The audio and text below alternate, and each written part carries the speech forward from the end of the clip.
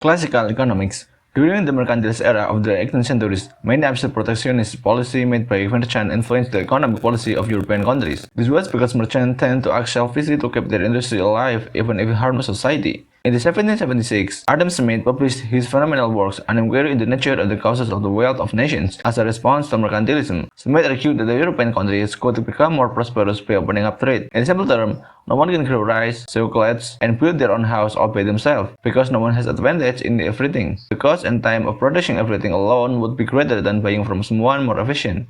It's better to work, earn money, and exchange it for better goods at lower cost. This principle also applies at the national level.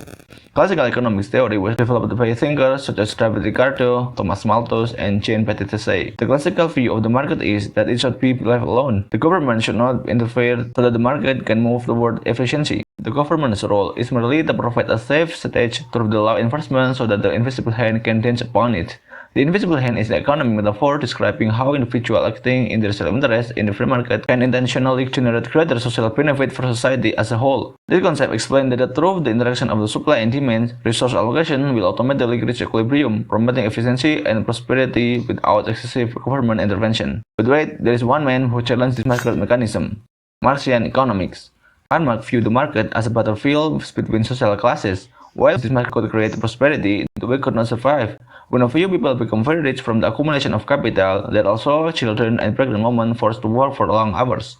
According to Marx, the wealth of capital owners came on by the labor of workers. To address this, Marx wrote the Communist Manifesto and dashed capital to awaken the working class to seize control of the means of production, ensuring that everyone receives only their fair share of economic. In such society where the wealth pyramid becomes too wide, Marx believed it will naturally lead to revolution. A country would first pass through stage feudalism, capitalism, socialism, and late communism. So what's the difference between socialism and communism? In socialism, major means of production, like factories, natural resources, are owned by the state or by the people. Small businesses can still be privately owned. In communism, all means of production are collectively owned. Even houses and land may belong to a community. In socialism, the state still functions to regulate and distribute economic output for public welfare. But in communism, ultimately the state becomes unnecessary. Society lives without classes or exploitation. Austrian School of Economics.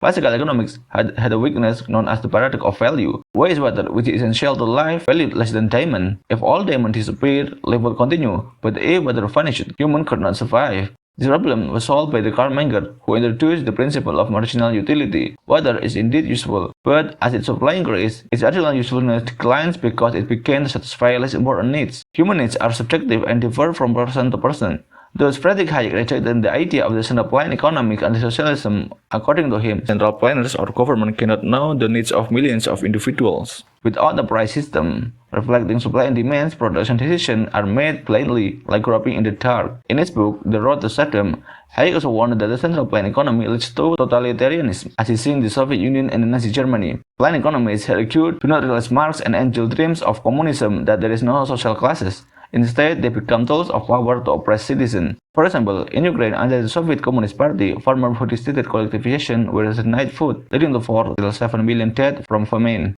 Neoclassical Economics.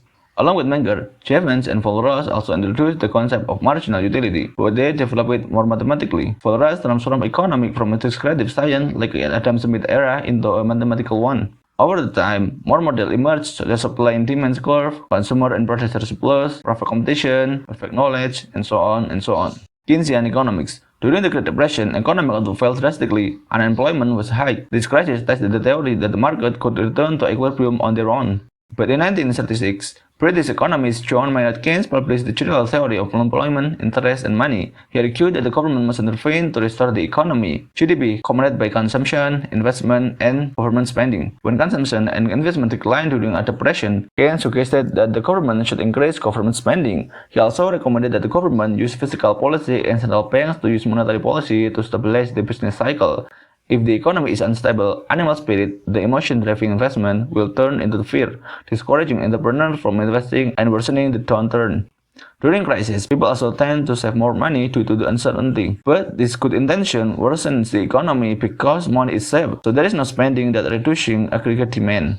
Monetarist Economics. After the Great Depression on the 1930s, Keynesian economics dominated global policy. Keynes believed that the government should actively intervene through the fiscal policy through spending and taxation, considering money less important than aggregate demand. However, in the 1950s, 60s, high inflation occurred even when unemployment was low, a phenomenon called stagflation, which Keynesian theory could not explain. This led to the rise of the Monetarist School, led by Milton Friedman of the University of Chicago, who refuted classical and neoclassical ideas, especially Irving Fisher's quantitative theory of money. Main principles of monetarism are: the money supply is the key determinant of price level and short-term output.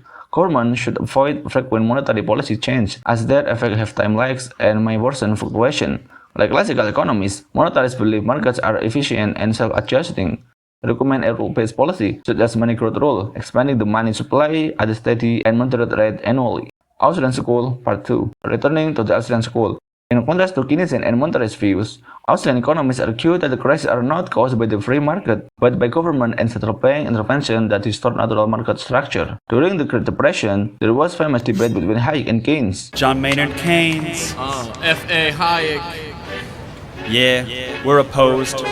We oppose each other philosophically. In the same studio. We've been going back and forth for a century. I want to steer markets. I want them set free. There's a boom and bust cycle and good reason to fear it. Blame low interest No, rates. it's the animal spirits. According to Ludwig von Mises, a leading Austrian economist, economic crises arise from the money printing and credit expansion, which cause banks to lower interest rate below society's natural preference. This cheap credit leads to a boom in investment, while consumption remains high, causing both investment and consumption to compete for real resources, pushing price up. Eventually, when interest rates rise again, many of these investments become unprofitable, leading to project cancellation and crisis. Austrian school solutions to economic crisis are: limit or abolish the role of central banks. Let interest rate be determined by the market instead of the central bank. Return to sound money, money backed by real value like a gold, to prevent credit expansion through money printing. Allow recession to occur naturally as a cleansing process to eliminate bad investment without artificial stimulus. Okay, thank you for watching this video, and don't forget to subscribe, like, and share and comment, and see you in the other video.